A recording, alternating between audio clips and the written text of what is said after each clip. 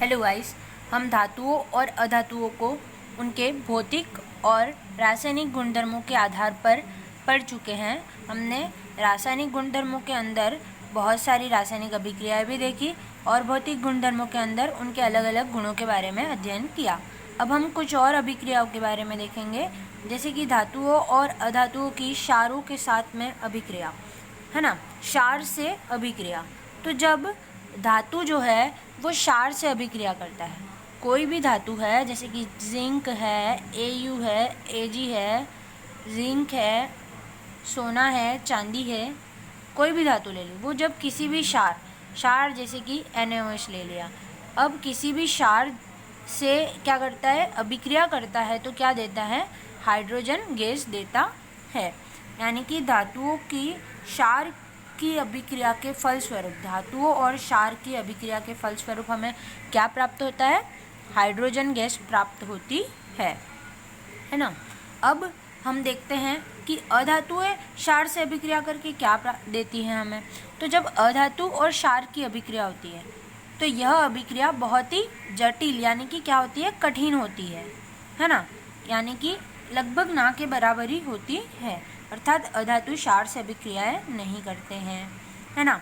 ये तो थी क्षार की अभिक्रिया। अब हम देखते हैं विस्थापन अभिक्रिया के बारे में। तो विस्थापन अभिक्रिया होती क्या है? अच्छा, विस्थापन अभिक्रिया में होता क्या है?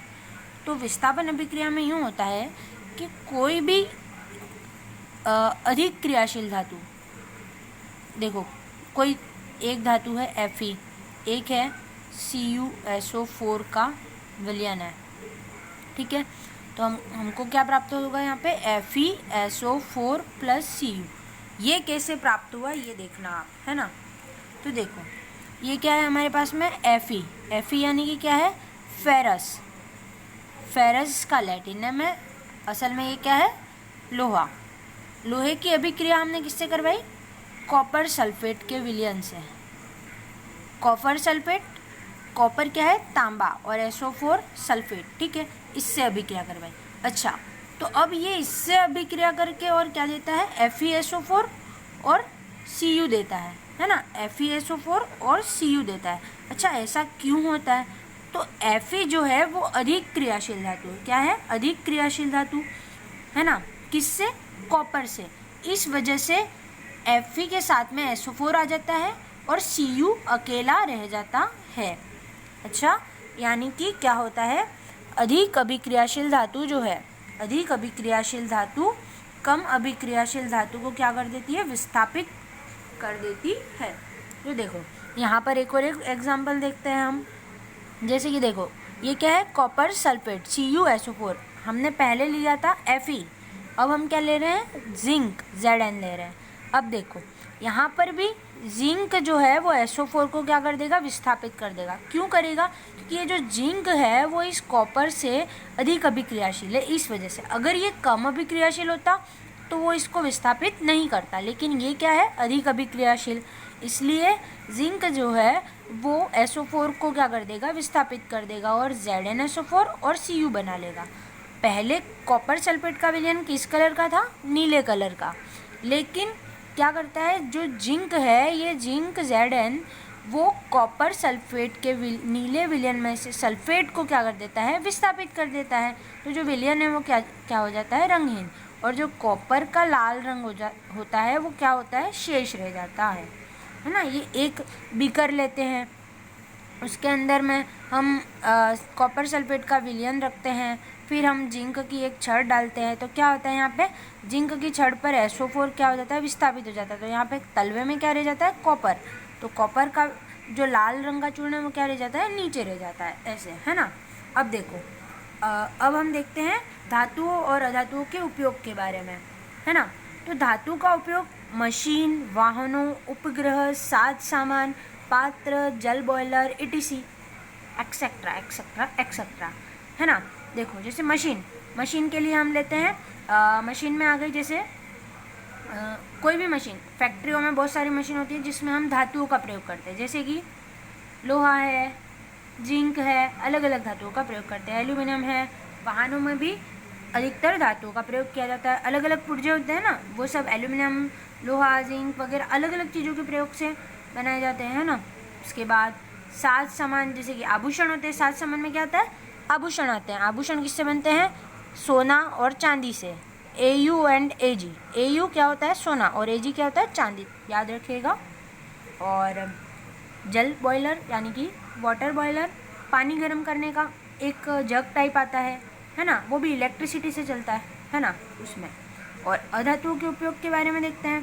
तो जीवन में आवश्यक, जीवन में बहुत ही आवश्यक है। देखो, जीवन में सबसे ज़्यादा ज़रूरी है सांस लेना। अगर हम सांस नहीं लेंगे, हम 10 मिनट भी सांस नहीं लेते हैं, कुछ टाइम तक सांस नहीं लेते हैं, तो हम जीवित नहीं रह सकते। तो सबसे ज़्यादा ज़रूरी क्या हुआ हमारे लिए, सांस लेना हुआ, है ना। तो सभी श्वसन क्रिया में इसको अधातु को अंदर लेते हैं। अच्छा, कौन सा अधातु अंदर लेते हैं, तो O2 हम ऑक्सीजन श्वसन क्रिया के दौरान अंदर लेते हैं, है ना। तो ये सबसे ज़्यादा उपयोगी हुआ हमारे लिए। उर्वरकों में पौधों की वृद्धि हेतु, अच्छा उर्वरक होते हैं अलग अलग। खाद और उर्वरक के बारे में हमने पिछले अध्याय में पढ़ा था। तो जो उर्वरक होते हैं वो कृत्रिम रूप से बनाए जाते हैं ना, तो उसके अंदर हम नाइट्रोजन, ऑक्सीजन जैसी अलग अलग चीज़ों का प्रयोग करते हैं। तो उर्वरकों में पौधों की वृद्धि हेतु, है ना। जैसे जल शुद्धिकरण प्रक्रम होता है, उसके अंदर भी किया जाता है। फिर बैंगनी रंग का विलयन एंटीबायोटिक में, जो ये अधातु होते हैं, अधातु के जो बैंगनी रंग का विलयन होता है ना, अधातु का जो बैंगनी रंग का विलयन होता है, उसका प्रयोग कहाँ किया जाता है, एंटीबायोटिक में किया जाता है। एंटीबायोटिक, है ना, कोई दवाई होती है, इसमें भी किया जाता है एंटीबायोटिक के रूप में। और पटाखों में भी, जैसे पटाखों के अंदर चूरा होता है, उस चूरे के अंदर भी, है ना, अलग अलग जगहों पर किसका प्रयोग किया जाता है, अधातु का प्रयोग किया जाता है। अब हम अधातु और धातु के बारे में बहुत कुछ पढ़ चुके हैं। अब हम इसी के बारे में आगे कुछ महत्वपूर्ण बिंदुओं पर चर्चा करेंगे। तो सबसे पहले हम एल्यूमिनियम की बात करते हैं। Al यानी कि क्या होता है, एल्यूमिनियम, है ना। अब एल्यूमिनियम, तो एल्यूमिनियम क्या है, एक धातु है, ठीक है। अब धातुओं को हम पीट सकते हैं, क्या पीट सकते हैं। धातुओं को पीटते हैं तो क्या होता है, वो एक चादर, पतली शीट के रूप में दिखाई देते हैं। चादर या शीट, पन्नी एक ही चीज़ है, ठीक है। तो एक पतली सी शीट के रूप में फैल जाते हैं जब हम उनको पीटते हैं। तो वह गुण क्या कहलाता है हमारा, आघातवर्धनीयता, है ना। धातु को पीट कर पतली चादर के रूप में परिवर्तित करना। अब देखो क्या कहा जाता है कि एल्यूमिनियम शीट का प्रयोग खाद्य पदार्थों को लपेटने के लिए किया जाता है। क्यों किया जाता है, अब देखो एल्यूमिनियम, आपने देखा होगा, जैसे कि आप टिफ़िन बॉक्स में रोटी वगैरह ले जाते हैं तो उस पर एक पतली सी एल्यूमिनियम शीट को लपेटते हैं। तो ऐसा क्यों करते हैं, क्योंकि क्या होता है कि जो एल्यूमिनियम जो है वो वायु या फिर पानी से क्रिया ही नहीं करता, वायु या पानी से क्रिया नहीं करता है। अगर वो उनसे क्रिया नहीं करेगा तो हमको कोई लॉस नहीं होगा, है ना। तो इसलिए जो एल्यूमिनियम शीट है उसका प्रयोग किस में किया जाता है, खाद्य पदार्थों को लपेटने के लिए एल्यूमिनियम की पन्नी का प्रयोग किया जाता है ना। सामान्यतः हम घरों में एक तो कॉपर यानी कि तांबे के तार होते हैं। घरों में जो तार होते हैं, है ना, वो अधिकतर तांबे और एल्यूमिनियम के तार का प्रयोग करते हैं हम। तांबे और एल्यूमिनियम के तारों का प्रयोग हम कहाँ करते हैं, घरों में, है ना। अब देखो कोई भी आपसे पूछ सकता है कि घरों में सामान्यतः किन तारों का प्रयोग किया जाता है, तो कॉपर और या फिर एल्यूमिनियम के तारों का, है ना। अब देखो पेचकस तो आप सबने देखा होगा, लेकिन आपने ये सोचा क्या कि उसका हत्था जो है वो प्लास्टिक का क्यों होता है ना। आपने कभी सोचा नहीं होगा कि जो पेचकस का हत्था है वो प्लास्टिक का क्यों होता है। तो पेचकस के अंदर, है ना, प्लास्टिक का हत्था इसलिए प्रयोग करते हैं क्योंकि जो पेचकस की जो आगे की डंडी होती है वो धातु से बनी होती है ना। तो उसके अंदर क्या होता है, विद्युत का सुचालक होता है। विद्युत और ऊष्मा का क्या होता है, सुचालक, जिससे क्या होती है, ऊष्मा प्रवाहित होती है। लेकिन प्लास्टिक जो है वो क्या है, ऊष्मा का कुचालक होता है, यानी कि वो किस में आता है, अधातु में आता है। तो वो ऊष्मा का क्या हुआ, कुचालक, लेकिन उसके अंदर का जो पदार्थ होता है वो क्या होता है, सुचालक होता है। इस वजह से, है ना, हमको करंट नहीं आए, इस वजह से हम उसके ऊपर प्लास्टिक के हत्थे का प्रयोग करते हैं, है ना।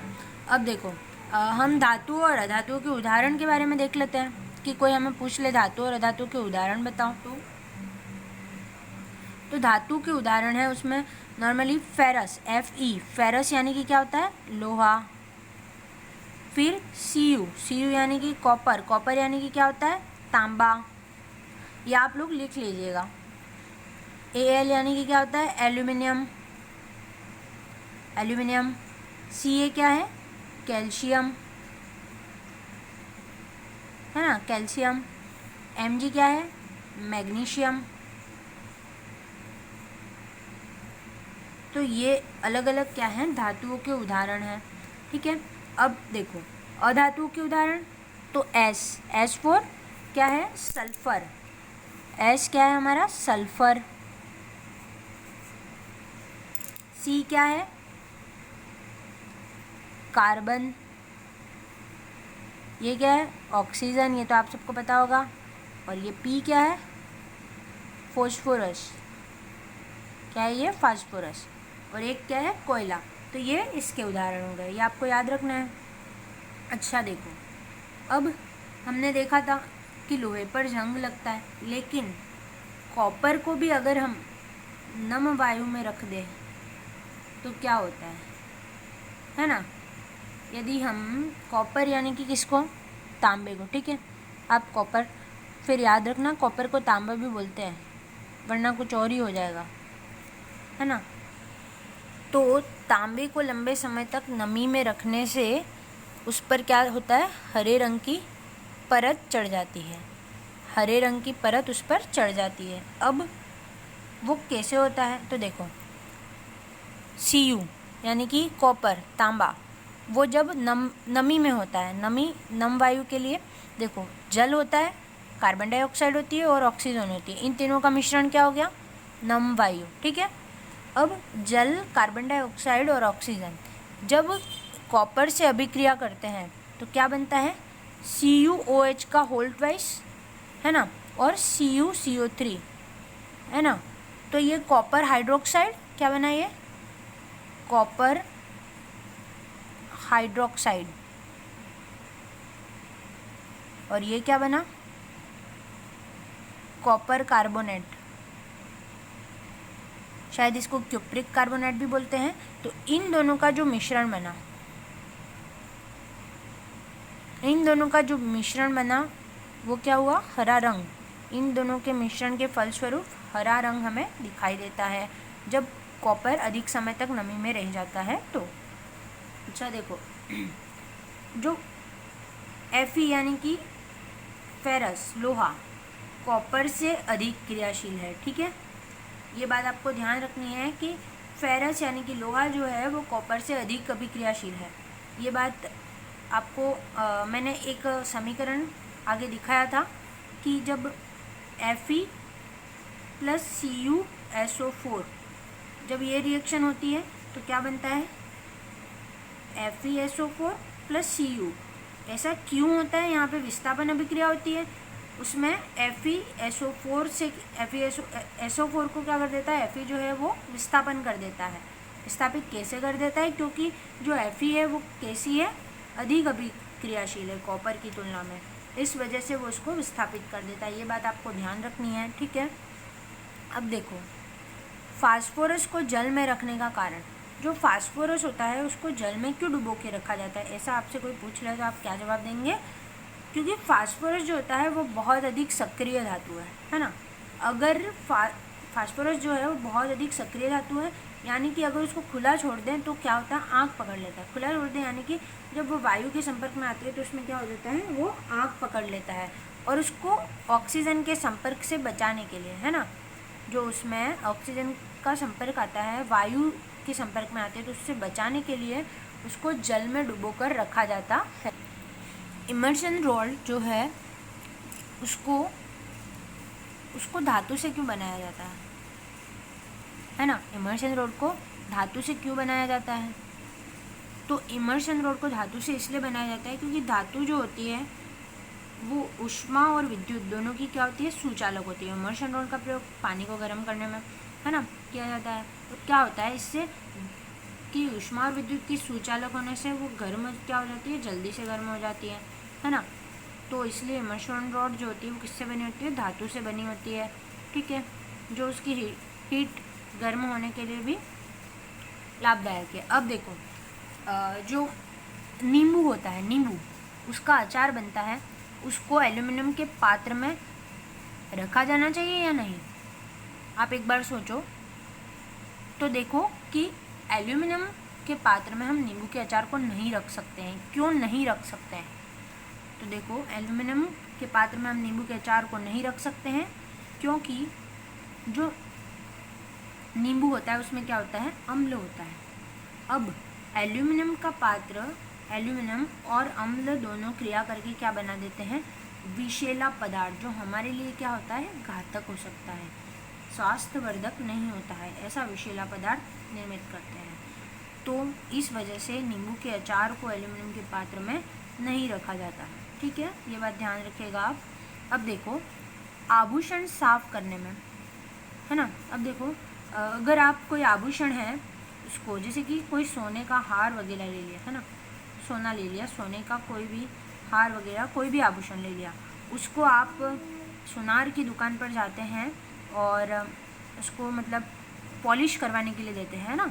पॉलिश करवाने के लिए अगर आप देते हैं तो आप देखते हैं कि जब आपने पॉलिश करवा के लिया तो उसका वज़न थोड़ा सा कम हो जाता है।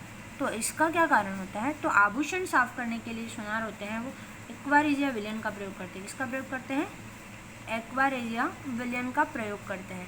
अब जो एक्वा रेजिया विलयन का प्रयोग होते हैं वो सोने को थोड़ा बहुत गला देता है, जिस वजह से वो थोड़ा सा कम हो जाता है। ठीक है, तो ये बात भी आप ध्यान रखिएगा।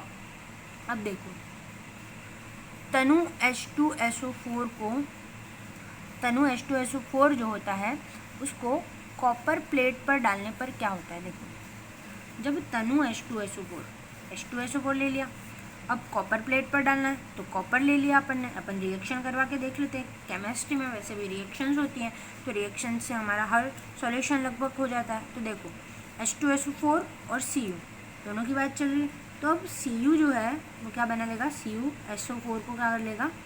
स्थापित कर देगा H2 के पास से, तो क्या बन जाएगा? CuSO4, और यहाँ पे क्या बचा? सिर्फ और सिर्फ H2, यानी कि हाइड्रोजन गैस बच जाती है।